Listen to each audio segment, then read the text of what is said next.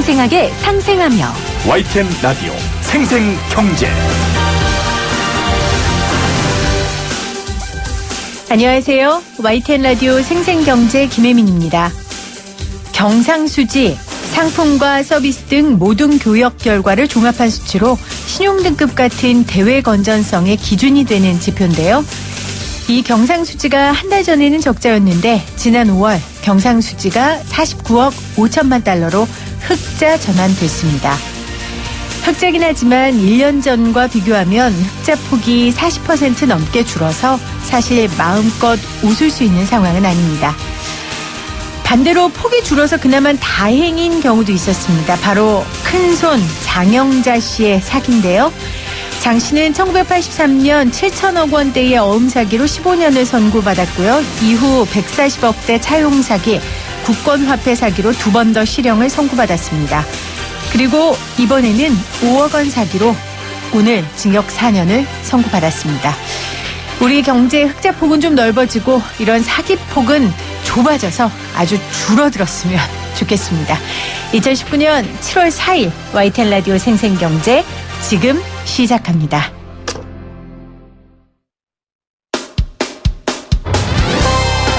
쉬운 경제, 살아있는 경제, 우리 집 경제 이야기 YTN 라디오 생생경제. 오늘 가장 뜨거운 경제 뉴스를 제일 생생하게 전해드리는 시간입니다.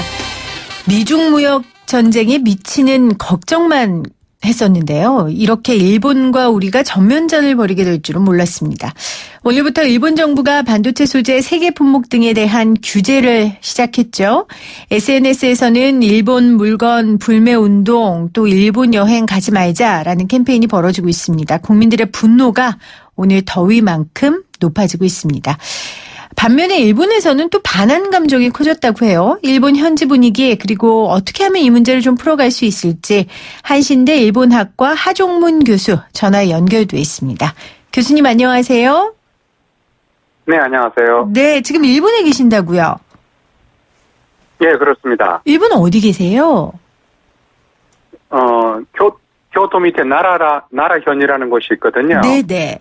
거기 있습니다. 언제 가셨어요, 일본에는? 오늘 아침에 왔습니다. 오늘 아침에요. 왜 가셨어요? 일본 분위기 보시려고 가신 거예요? 네, 그건 아니고요. 일본에 네. 저희 예정된 회의가 있어가지고 그렇군요. 와 있습니다. 그럼 예정된 회의라고 하셨는데 그 회의를 잡을 때쯤은 이런 일이 일어날 거라고 생각 못 하셨죠? 그렇죠. 지금 원래 잡힌 거는 6월 한 하순쯤이었으니까 네. 6월 20일 정도였는데 이 정도까지 상황이 악화될 거라고는 사실 생각을 못 하고 있었습니다. 네. 그럼 교수님도 이번에 경제보복 조치는 예상 못 하신 건가요? 아니, 할 거라고는 생각을 했는데 네. 그 시기에 대한 문제도 있었고요. 그다음에 일본으로서도 지금까지 경제 제재라고 하는 거를 지금 북한에 대해서 하고 있지만 네. 이거는 단독으로 일본이 발의한 것은 아니거든요. 왜냐하면 국제 공조의 차원에서 하는 건데 네. 단독으로 더더군다나 이웃나라에 대해서 어쨌든 경제 제재라는 거를 시작을 했다라는 사실 자체가 갖는 무게감이라는 게 여기 오니까 더 크게 느껴지네요. 그렇군요. 그 무게감이 더 크게 느껴진다고 하셨는데 그 김상주 청와대 정책실장이 오늘 그런 말을 했어요. 홍남기 부총리도 좀 비슷한 얘기를 했는데 일본 보복 조치를 예상하고 있었고 나름의 대응을 정부에서 준비하고 있었다라고 이야기를 했는데 교수님 어떻게 이 말이 좀 믿어지세요?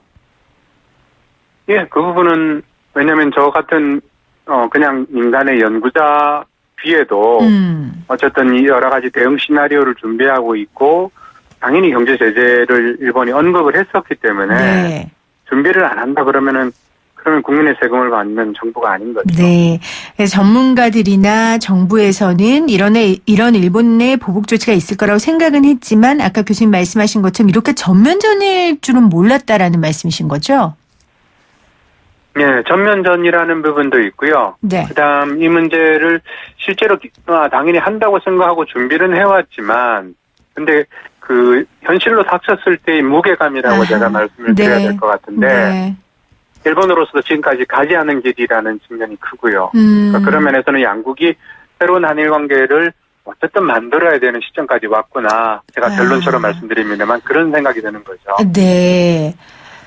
자, 일본에 계시니까 좀 일본 현지 분위기를 여쭤볼게요. 이 남의 집에 불 질러놓고 그 집안 분위기 어떻습니까, 지금? 여긴 지금 나라는 장마가 지나가고 나서 굉장히 후텁지근한데요. 네. 근데 그게 한일 관계와는 무관한 것 같습니다. 별로 현지에서는 지금 현재 뭐 오늘 당장 그 수출 규제가 시작이 되는 거니까 네. 눈앞에 보이는 현실에서 변화는 감지하기는 어려우니까요. 지금 언론에서, 일본 언론에서도 이번 수출 규제에 대해서는 좀 부정적이라는 보도들이 쏟아지고 있다고 하는데 정말입니까? 네, 그 부정적인 보도라고 하는 거는 제가 아까 말씀드린 무게감이라는 단어하고 연결이 되는데요. 네. 일본이 이 문제는 경제 제재의 형식으로 한일 관계의 역사 문제를 새로운 해결 방법을 시도하는 것 자체가 일본 경제에도 당연히 주름살을 치울 수밖에 없다고 한다면 그렇죠. 차라리 이것밖에 없는 것인가에 대한 회의가 일본 정부를 약간은 타박하는 분위기가 조금은 있고요. 네. 그렇지만 전체적으로는 일본 정부 아베 정권의 선택이라고 하는 것도 어쩔 수 없는 부득이한 것이다 라는 것들이 기류인 것 같습니다. 그러니까 경제 제재 방식으로 과거사 문제를 푸는 것이 옳은가라는 그 문제 제기보다는 아베 총리 입장에서는 어쩔 수 없는 선택이었다라고 그렇게 말하는 언론이 더 많다는 말씀이세요? 예, 그런 기류가 더 많은 것 같아요. 따라서 그래요? 지금 당장 일본 기업의 구체적인 피해, 물론 한국 기업도 마찬가지입니다만 그런 정도의 상황까지는 아니기 때문에 향후에 전개될 사태에 대해서 여러 가지 관측을 내놓는 거니까 당연히 이 정도의 사태 파국으로까지 내다들 굉장히 중요한 변화인데 네. 과연 그거밖에 없었는가를 가지고 아베 정권이 좀 더 고민을 했어야 된다. 이런 식으로 추가 주문을 다는 셈이죠. 네. 그렇다면 일본 기업의 분위기는 어떻습니까? 일본 기업은 제가 여기 와서 만난 사람은 없으니까 그렇긴 한데요. 네. 당장 기업에서는 구체적으로 개별적인 기업들은 지금 특히 이번에 제재 대상이 된 제품목 같은 경우에는 물론 세계 시장에 더 유수하기 때문에 판로가 없는 건 아닙니다만 네. 당장 그 기업은 사활이 걸린 문제거든요. 한국은 굉장히 중요한 고객인데 그럼요. 그게 어떻게 될지는 개별 기업으로서도 결코 적지 않은 관가할 수 없는 큰 문제인 것이죠. 아니 그 기업인을 일일이 만나시는 못하셨을지라도 언론에서 그 일본 기업의 지금 상황이라든지 반도체 관련 기업들 인터뷰라든지 이런 걸 안 합니까? 왜냐하면 지금 대한민국 같은 경우에는 반도체 업계 분들 인터뷰하고 굉장히 부지런히 언론들에서 움직이고 있는데요. 네, 그 부분은 이렇게 생각하시면 될 것 같아요. 그 대법원 판결 나고 나서 네. 그 신일철 주금 지금 일본 제철이 바뀌었는데요. 관련된 기업들한테 일본 정부에서 사실은 유언부영에 압력을 넣게 되면 한국 정부가 한국 대법원이 결정한 거에 대해서 응하지 말라라고 하는 일종의 행정 지도 같은 형식으로 네. 움직이게 되잖아요. 네. 그런 면에서 보자면 지금 현재의 일본 정부 아베 정권이 선택한 수출 규제라고 하는 것도 일종의 국책으로 선택이 된 건데 개별 기업이 거기에 대해서 정면으로 그 부정적인 견해를 표명하는 것은 별로 일본적이지 않아 보이는 거죠. 일본적이지 않다는 거예요? 일반적이지 않다는 거예요? 아니 일본적이지 않다고. 일본의 않다. 기업 문화라든지 네. 그렇죠. 일본에서의 이른바 우리가 말하는 국가와 시민사회 관계에서 기업과의 관계에서 볼 때 아무래도 국가 주도라는 측면이 강하니까 네. 그 측면에서 노골적으로 아베 정권에 대해서 반기를 드는 듯한 표현을 하기는 굉장히 불편할 거라고 생각이 됩니다. 그러니까 미중 전쟁의 경우에는 사실 미국 기업이나 중국 기업이 좀 각 정부에 좀 우리 이러면 다 속는다 이렇게 항의를 해서 정부에서 숨고르기를 한 경우가 있잖아요. 근데 일본 같은 경우는 그런 걸 기대하기가 좀 힘들겠네요. 워낙 국가주의 정서가 좀 강한 나라니까.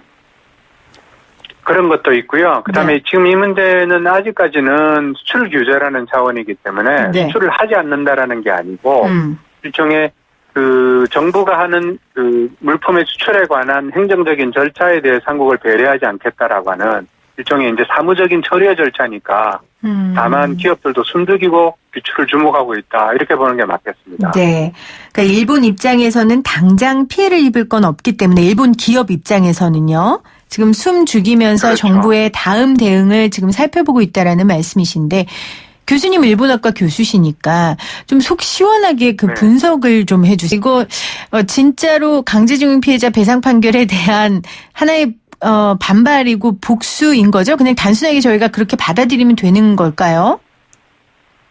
네, 그 부분은 전혀 논리적으로 아베 수상이 부정을 하고 관방장관이 부정을 하더라도 네. 인과관계는 당연히 강제동원 재판에 이은 한국 정부의 조치가 미흡하다. 그에 대한 조치이기 때문에 그건 맞는 거죠. 자, 그러면 아베 총리 입장에서는 21일 날 참의원 선거가 있다고 하는데 이 선거에 좀 도움을 받을 수 있습니까? 이렇게 하면 정말? 전혀 도움이 안 되는 건 아니겠지만 참여원 선거를 위해서 준비한 건 아닌 것 같고요. 네. 왜냐하면 여러 경로를 통해서 보도되듯이 올해 초라든지 그다음에 여러 가지 수백 가지 리스트를 만들어 왔다라고 생각하는, 더더군다나 일본 사람들이 치밀하게 준비하는 성격까지 아울러서 생각을 해보면 네. 7월 1일이라는 시점에 발표했던 거는 G20이라고 하는 것들을 지나서 발표하는 것 정도의 고려는 있었을지 모를 것 같은데요. 오히려 참여원 선거는 있다고 하더라도 부차적인 요인이다라고 보는 게 좀 더 팩트에 가까울 것 같습니다. 네, 부차적인 요인이다라고 분석을 해주셨습니다. 지금 저희 언론에서는 일본이 앞으로 우리에게 할 조치가 100가지가 넘는다. 그러니까 굉장히 많이 남아있다. 앞으로도 계속해서 이런 제재 조치를 할 것이다라고 얘기하고 있는데 교수님은 어떻게 보세요? 예, 그렇습니다. 지금 이 부분은 이제 100가지라고 하는 거는 상황에 따라서 한국이 만약 대응 조치를 하게 되면 네. 본격적으로 무역 전쟁의 수준으로 들어가는 거니까요. 근데 그 과정이 지금 현재 아베 정권이 했던 거는 일본에서 얘기하듯이 WTO의 세계 무역 기구에 저촉될 만한 사안은 아니라고 판단을 하고 있거든요. 그렇지만 한국 정부의 대응량에 따라서는 지금 현재 미중처럼 관세를 가지고 직접적으로 상대에 부담을 주는 네. 이 정도 가게 되면 거의 전쟁 수준인데 이런까지 포함하면 100가지 더 넘을 수도 있다고 판단이 됩니다. 아, 그 100가지 중에 혹시 한국인 비자 발급 강화라는 추가 보복 그 조치도 들어가 있습니까? 저도 들어있다고 판단이 되고요. 그 얘기는 여러 경로를 통해서도 가령 일본의 그 아소타로 같은 전수상이자 대장상이었던 사람들도 그런 얘기를 했기 때문에 비자 제한 조치 같은 것도 있습니다. 그러면 우리나라의 관광업계에 종사하시는 분들 또 일본 관광하는 분들에게 굉장히 결정타가 될 수도 있겠네요. 이런 부분들이. 그렇습니다. 당장 일본은 손쉽게 그냥 비행기만 이야기되면 오늘 밤이라도 갈 수 있는 정도로 굉장히 편한 이웃 나라였는데 그렇죠. 비자를 하게 되면 그런 모든 여행의 기회라는 게 사라지게 되는 거니까요. 자, 이제 중요한 건 그럼 앞으로 대응인데 이제 반도체 업계 전문가와 정부가 부지런히 대응을 할 거고요. 그렇게 믿어야 될 것 같고. 그럼 우리는 이제 어떻게 해야 됩니까? 진짜 이거 일본 물건 불매 운동 해야 돼요? 이게 최선입니까? 전혀 그건 아니라고 저도 판단이 되고요. 네. 그렇게 생각하시는 국민들의 심정, 저도 제가 한 국민의 입장에서 모르는 바는 아닙니다만 이 문제 자체는 어쨌든 강제동원 재판에서 하급된 문제이고 역사 문제와 경제 문제는 별개다. 이것도 어떤 의미에서는 투트랙이라고 생각을 할 수 있다면 네. 역사 문제를 푸는 지혜를 한일 양국 정부가 어쨌든 조그마한 일이든지 간에 테이블에 앉아서 머리를 맞대고 논의를 해야 되는 가장 전공의 외교적인 해법이 요구되는 것이죠. 외교적인 해법이 필요하다라고 하셨는데 지금 양국 정상들 최근에 악수하는 것만 봐도 눈에 레이저가 막 나오고요. 이게 가능할까 싶어요. 그리고 그렇죠. 저도 사실 판단이 잘 안 서요. 그러니까 어떤 사람은 아니다. 강경하게 우리도 대응해야 된다. 말씀하신 것처럼 이건 역사 문제이기 때문에. 근데 어떤 사람은 우리 교수님처럼 물밑 작업을 해서 빨리 한일 관계를 좋게 하는 게 둘 다 사는 거다. 이렇게 얘기하는 분들도 계시고요. 진짜 현실적인 사퇴 해법 도대체 뭘까요, 교수님? 저는 어쨌든 일본 정부가 요구하는 게 중재위원회 즉 이제 한일 청구권협정에서 규정하고 있는 양국의 분쟁을 해결하는 방식은 외교적으로는 중재위원회 그 다음에는 어차피 그것도 안 되면 ICJ라고 하는 국제사법재판소로 가는 건데요. 네. 지금 현재의 상황에서는 그 어떤 쪽이든 일본 쪽이 요구한다는 측면에서 우리가 조금은 그 부담스러운 측면도 있습니다만 어쨌든 이 문제에 일본이 해왔던 과거사 청산의 여러 작업이 정말 국제적인 기준과 그 보편적인 인권의 가치에 비춰봤을 때 옳은 것인가. 그러니까 이거를 묻는 작업을 같이 해본다. 이건 일본도 요구하고 있는 거니까 우리가 받는 것도 하나의 방법이라고 생각이 돼요. 네. 그렇다고 한다면 일본으로서도 지금처럼 제재를 시작했는데 일본이 먼저 그 칼을 뽑아서 칼집에 넣을 수는 없으니까 한국이 이렇게 받으면 제재 문제는 우선 서로 간에 잠시 젖혀두고 그럼 외교적인 협의에 들어가 보자라든지 지금과는 다른 기류가 만들어질 상황이 있다고 판단이 됩니다. 그런 면에서는 한국 정부의 결단이 지금 현재로서는 저는 중요하다고 생각이 돼요. 그러니까 일본에서 칼을 꼽았기 때문에 칼집에 이 칼을 넣을 수 있는 명분을 우리나라에서도 조금 만들어주는 게 필요하다라는 말씀이신 거죠? 그렇죠. 외교적인 해법에서는 어쨌든 상대가 이 정도까지 나왔을 때 그 문제의 당사자는 일본하고 우리가 똑같이 있는 건데 네. 일본이 요구했던 것들이 한국이 현실적으로 불리하다. 그러면 우리가 과거사 문제에 대해서 얘기하면 안 되는 거죠. 표현하면. 그리고 우리의 대법원이 내린 판결이 정말 국제법적인 그리고 국내법적인 인류 보편의 정의에 맞춰서 문제가 있다. 그러면은 우리 정부도 그걸 지지하면 안 되는 거잖아요. 근데, 그래서 우리가 네. 대법원에서 내렸던 판결에 대한 거를 국제적인 잣대에 맞춰서 한번 물어보자. 저는 이런 것들은 우리가 선택할 수 있고 용인할 수 있는 수준이 아닌가라고 생각이 됩니다. 대법원의 판결을 국제적인 잣대에 맞게 우리가 물어보자라는 시도를 좀 해야 된다라고 그렇죠. 말씀을 하셨는데 근데 사실은 저는 이 강제징용 피해자 관련한 인터뷰도 여러 번 해봤고 어르신들은 당사자 어르신은 인터뷰 못했지만 변호사를 인터뷰해본 사람으로서 사실 이분들이 가장 마음이 쓰여요. 실제로 지금 강제징용 피해자 그렇죠. 이춘식 할아버지께서 나 때문에 이런 큰일이 벌어져서 너무 부담된다, 걱정된다 이런 말씀을 하신다고 하더라고요. 맞아요. 그 말씀도 저도 이해가 되는 말씀입니다. 그 참 어려운 문제입니다. 저도 그래서 판단이 안 선다라고 말씀을 드렸던 건데요.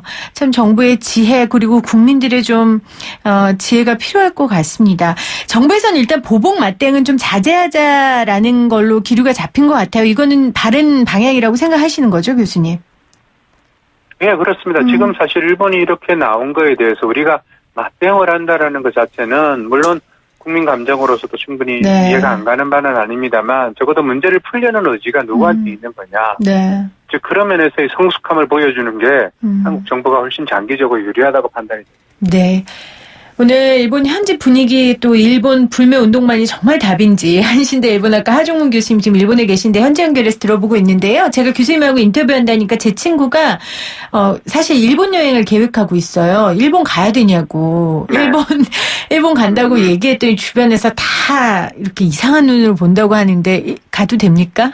어떻게 대답 좀 해주세요. 오셔도 됩니다. 가도 됩니까? 제가 여기 와 있으니까 오셔도 됩니다. 그렇습니까? 근데 교수님 지금 아까 전에 일본은 후텁지근한 날씨와 지금 이 상황은 별개라고 말씀하신 게 일본 국민들은 지금 반한 감정을 드러낸다든지 지금 이런 대응을 하고 있지 않다라는 말씀이세요? 아니요, 있기는 있는데 네. 그게 우리가 말하는 일종의 이제 에스컬레이터 되면서 이게 악화되는 쪽이 아니라 네. 그 문제 자체는 일본의 이른바 한국을 싫어하는 사람들은 과거에도 있었고 아마 앞으로도 없어지지 않을 거예요. 네. 그러니까 그런 사람들 우리가 설득하는 것보다는 보통의 일본인하고 어떤 관계를 만들 것인가의 문제니까 친구분도 오셔서 일본에 대해서 좋은 인상을 가지고 가시고 좋은 일본을 만나서 그런 것들이 이제 민간 외교로서도 도움이 된다라는 거죠. 그러니까 지금 이번 제재 때문에 특별히 일본 내에 반한 감정이 생긴 건 아니라는 말씀이시죠? 그렇죠. 그 문제는 굉장히 뿌리가 오래된 거라서 네. 어차피 한국을 싫어하는 사람은 한국이 어떻게든 아마 싫어할 거예요. 네. 알겠습니다. 오늘 일본 현지에 지금 방문하고 계신 우리 하종문 교수님하고 인터뷰 나눠봤는데요. 교수님 귀국하시면 조금 더 구체적인 이야기 스튜디오에 모시고 좀 나누고 싶네요. 또 현실적인 대안을 주셨는데 또 심적으로는 이해가 안 가는 부분들이 좀 많아서요. 네, 교수님 알겠습니다. 오늘 인터뷰 고맙습니다. 네, 고맙습니다. 네, 지금까지 일본 현지 방문하고 계신 한신대 일본학과 하종문 교수와 인터뷰 나눴습니다.